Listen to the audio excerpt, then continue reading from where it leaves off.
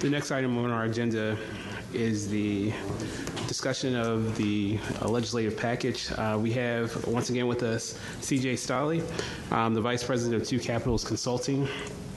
For members of the public, last council meeting, October 9th, 2019, Two Capitals Consulting, who is the city's Virginia General Assembly legislative liaison, came and facilitated a discussion about our legislative package for the upcoming 2020 General Assembly session. Ms. Stolley is back again to have a discussion and update about that package. This is all in anticipation of a vote which is scheduled for next council meeting, November 13th. Thank you. Thank you.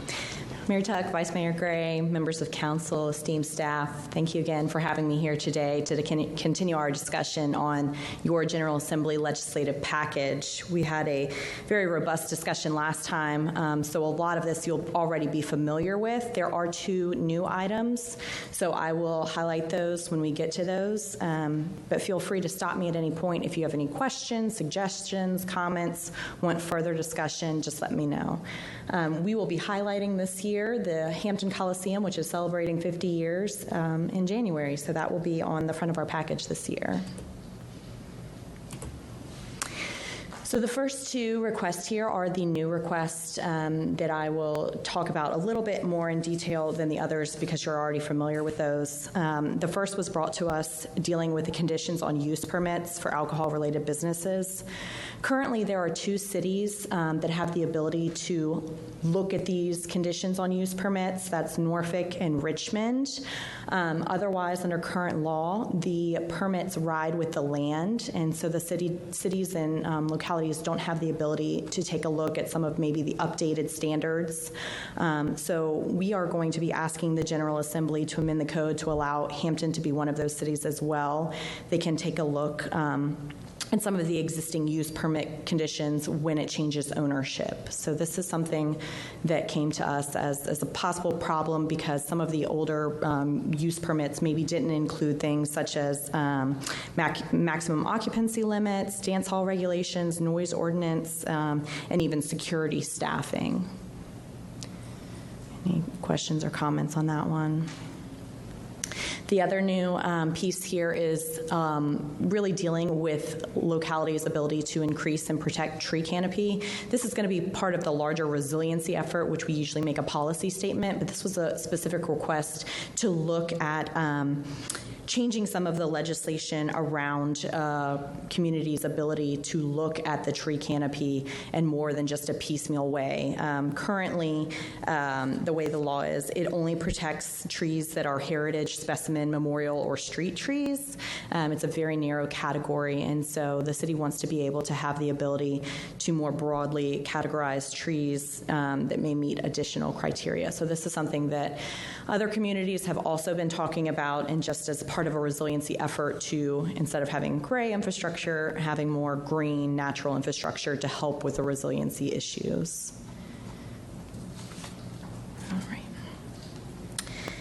And then you all are familiar with the annual fund that would be to address the needs of Virginia's military and federal facilities. This is something that was part of our package last year. We worked with other regional partners on this initiative. Actually, this year, the Hampton Roads Military and Federal Facilities Alliance got together with the Hampton Roads Caucus and was able to get a letter to the governor explaining why this is such an important request and that we're fighting with Florida and other states for the resources.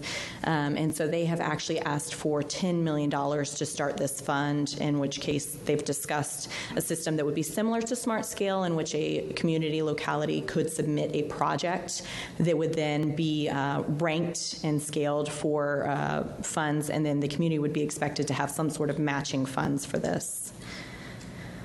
Additionally, we discussed last time the including of City of Hampton in localities that are permitted to host casino gaming. Again, at this point, there are only 5 cities that are able to, based on the way they laid out the regulations, and that's Bristol, Danville, Richmond, Norfolk, and Portsmouth.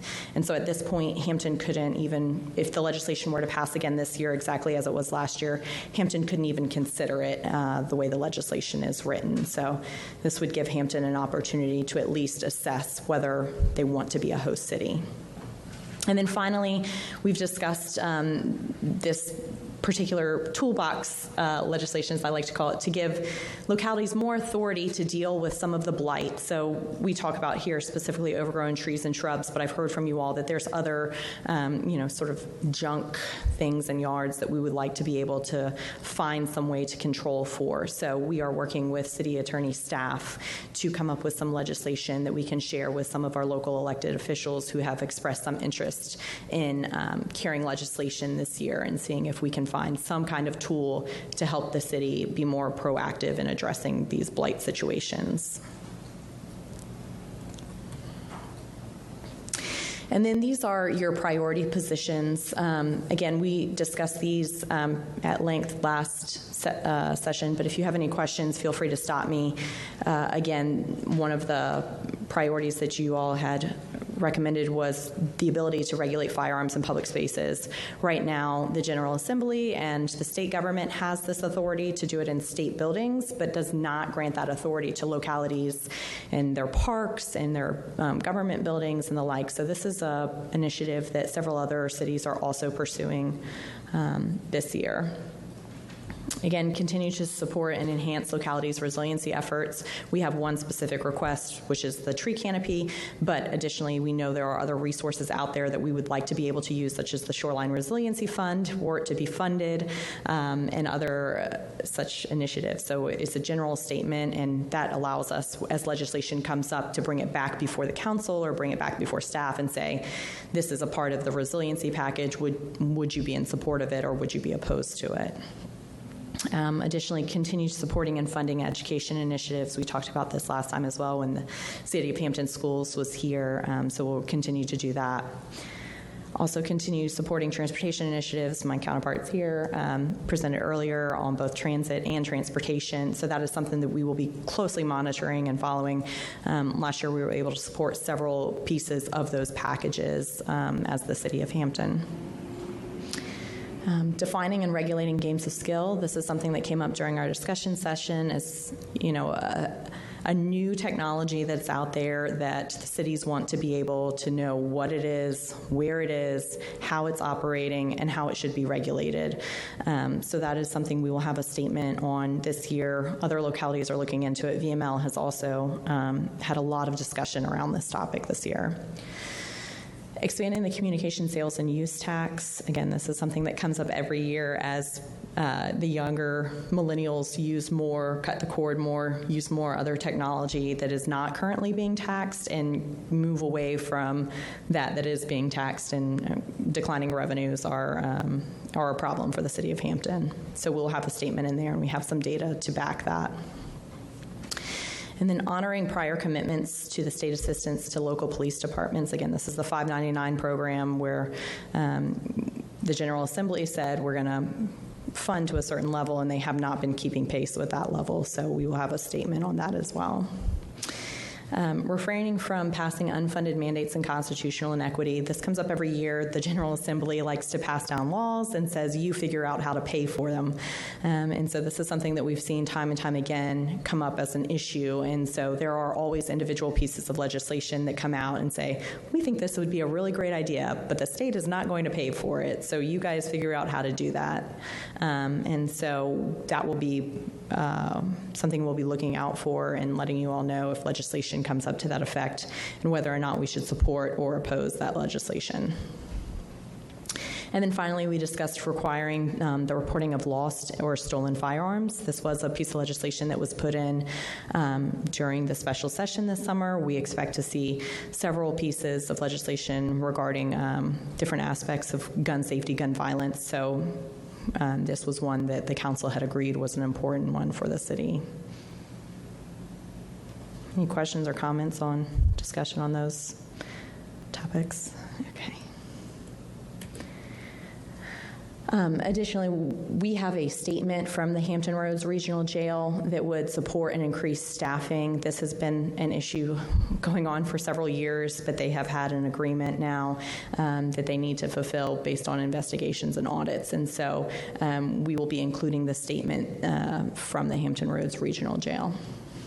and support legislation that reduces instances of distracted driving. As we discussed, Hampton has been proactive in pursuing your own ordinance on this, but if there were other pieces of legislation, we could bring them back to the council and ask specifically, is this something you would support as a council, or just generically, we support reducing distracted driving.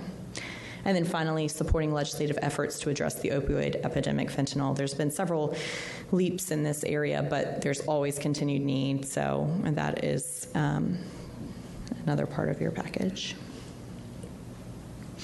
And then here is a list of your partner priorities. I think it cut off NASA Langley at the end, but you can see we have a lot of partners that we help support. And oftentimes during the General Assembly session, there'll be a bill or a piece of legislation that is very important to one of these partners. I get guidance from city staff, from the city attorney's office. Is this something you would like me to actively support or oppose? And then I am able to speak on behalf of the city of Hampton. So last year when there was the funding issue for HRT, that was something that we brought to you all, and we were able to help support that and get the safe harbor for them for a year while they adjusted their funding schemes. So just an update on where we are in the legislative agenda. We are actually about a week and a half out from Election Day, so I hope you all are ready to head to the polls and cast your ballots. We are ready to have some certainty of who will be aware come January, so that is coming up quickly. And then just to let you know, today I'm obviously presenting the agenda to you all. You all are slated to approve that on November 13th, and then we will start shopping legislation with members. Pre-file begins November 18th. It's on a delayed schedule this year because of Election Day. So every year that there is an election, pre-file begins in November to allow the new members to come in and be able to get their feet wet a little bit before they start having to file legislation. In the off year, it'll be in July.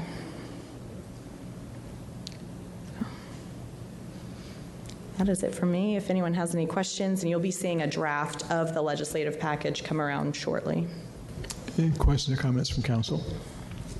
Thank you.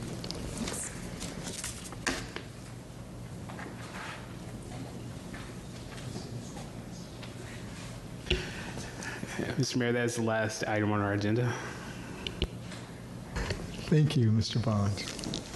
I'd like to find if there are any regional issues. Is there any new business? We'd like to announce that I'm having a town hall meeting on Tuesday, October 29th at 6 p.m. at Hampton Christian Church, which is on East Mercury Boulevard. I'd like to ask the clerk to please read the motion required to convene our closed session, please.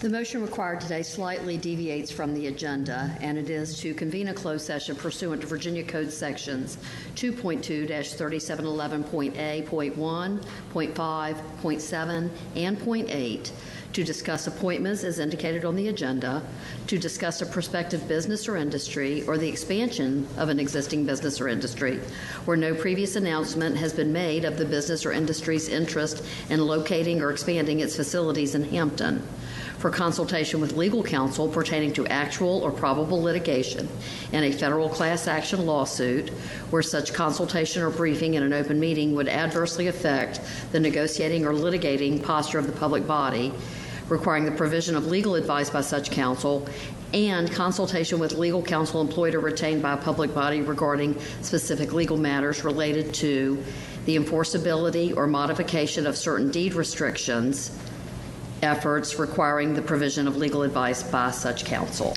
I'd ask for a motion and second. So moved. Second. Councilwoman Brown. Aye. Councilman Brown. Aye. Councilwoman Curtis. Aye. Vice Mayor Gray. Aye. Councilman Hobbs. Aye. Councilwoman Snead. Aye. Mayor Tuck. Aye. Time is 2:34. I'd like to convene in the Lawson Conference Room at 2:45. It's 2:50.